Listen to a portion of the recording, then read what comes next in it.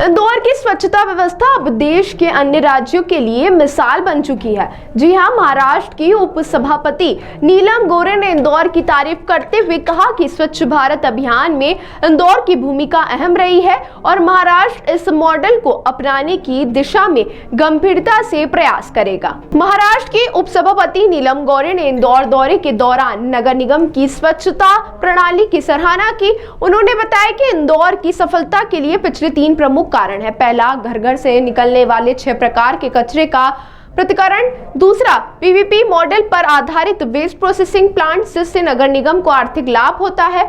और तीसरा, मजबूत ह्यूमन रिसोर्स मैनेजमेंट, जिसमें जनता की भागीदारी भी शामिल है। मुंबई, पुणे, नासिक जैसे शहरों में इंदौर मॉडल को समझने और अपनाने का प्रयास होगा। सामाजिक इच्छा शक्ति के साथ अगर तकनीकी का सही उपयोग किया जाए तो महाराष्ट्र भी स्वच्छता के मामले में देश में अग्रणी बन सकता है। इंदौर नगर निगम पालिका के नेतृत्व में जो तकनीकी और प्रशासनिक मॉडल तैयार किया गया वह देश भर के लिए आदर्श बन रहा है।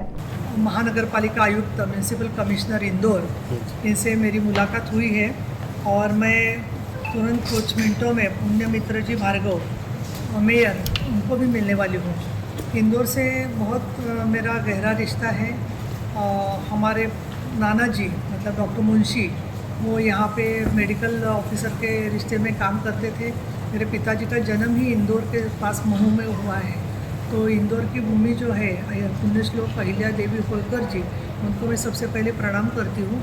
और अभी जो मेरी बात हो गई इसमें ज़रूर कहूँगी कि इंदौर जिस तरीके से पर्यावरण में आगे है, साफ़ सुथरा है, स्वच्छ भारत का बहुत अहम हिस्सा है, उसी तरीके से हमारे महाराष्ट्र के कई शहरों के लोग विधायक यहाँ तक आके गए हैं। क्योंकि लेकिन महाराष्ट्र में अभी नई फिर सरकार फिर एक बार चुन के आई है, जिसमें देवेंद्र जी फडणवीस साहब चीफ मिनिस्टर है और एकनाथ जी शिंदे उप मुख्यमंत्री है, जिनके साथ मैं काम करती हूँ। मैं उस पार्टी के नेता भी हूँ। और अजीत जी पवार उप मुख्यमंत्री हैं।